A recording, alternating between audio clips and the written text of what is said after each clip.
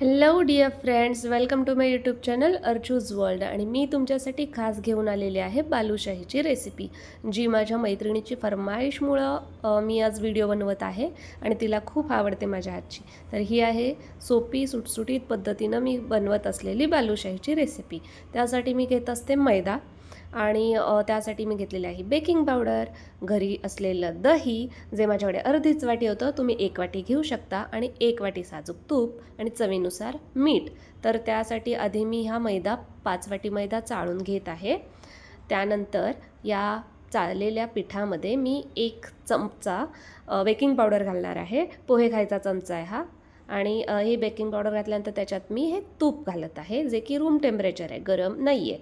तर हे तूप घालायचं आणि त्याच्यानंतर हे तूप सगळीकडे मैद्याला चोळून घ्यायचं. एकसारखं सगळीकडे तूप लागलं पाहिजे याची काळजी घ्यायची. तूप सगळीकडे लागल्यानंतर याच्यात दही ॲड करणार आहे मी, आणि दही ॲड केल्यानंतर आवश्यकतेनुसार दुधाचाही वापर करायचा आहे कणिक मळून घ्यायला, म्हणजे ह्याचा मैद्याचा गोळा बनवायला. तर मला साधारण 1.5 कप दूध लागलं होतं.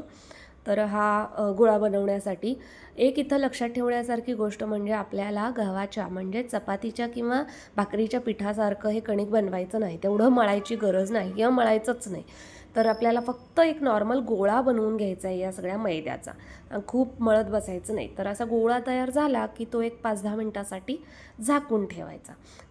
तो 5-10 मिनटं झाकून ठेवलेला आहे. तोपर्यंत मी इथे पाक करून घेते साखरेचा.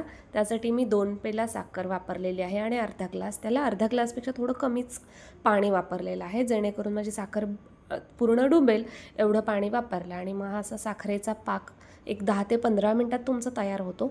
एकतारी पाक बनवून घ्या. आणि त्यानंतर पाक तयार झाल्यानंतर आपण जे कणिक बनवलं होतं मैद्याचा गोळा, त्याच्याकडे जायचं आणि मग ते त्यातला जेवढा पोर्शन आपल्याला हवा आहे थोडा काढून घ्यायचा परातीमध्ये, हाताला तूप लावून घ्यायचं आणि आपल्या आवडीनुसार, आवडत्या साईजनुसार याचे गोळे बनवून घ्यायचे आणि याची बालुशाही बनवायची. गोल गोल फार त्याला शेप देण्याचा प्रयत्न करू नका, नाही तर ती खुसखुशीत होणार नाही. तर ओबडधोबड असाच हा गोळा बनवायचा आणि त्याला सेंटरला एक छोटंसं होल पाडायचं, जेणेकरून ते दोन्ही साईडनी मस्त अशी तळेल. आणि याला एक शेप देण्याचा एक प्रकार मी जस्ट रिसेंटली शिकलेली आहे, प्रॅक्टिसमुळं हे जमलेलं आहे. तर याला असे छान पदर, आणि तळल्यानंतरसुद्धा छान पदर सुटतात आणि खुसखुशीत होते. तर हे असं मी बालुशाहीचे आकार बनवून घेतलेले आहेत, थोडीशी डिझाईन केलेली आहे आणि याचे गोळे बनवले, बालुशाहीचे आकार बनवून ते तळून घ्यायचे. तर शंकरपाळीला कसं आपण चकली शंकरपाळीला मंद गॅसवरती तळतो, तसंच हे बालुशाहीसुद्धा खूप उकळत्या तेलामध्ये तळू नका, नाहीतर ते खुसखुशीत होणार नाही, कडक कडक होऊन जाईल. ठीक आहे, आणि आतपर्यंत तळणार नाही. तर बघा, आपले हे गोळे खूप लहान होते, तेलात घातल्यानंतर कशी ही बालुशाही टुम अशी फुगलेली आहे आणि सुंदर अशी बालुशाही फुगलेली आहे. आणि त्याचा जो मी शेप दिला होता तोही तुम्हाला दिसणार आहे. तर एक 2-3 वेळेसच वर खाली करून घ्या.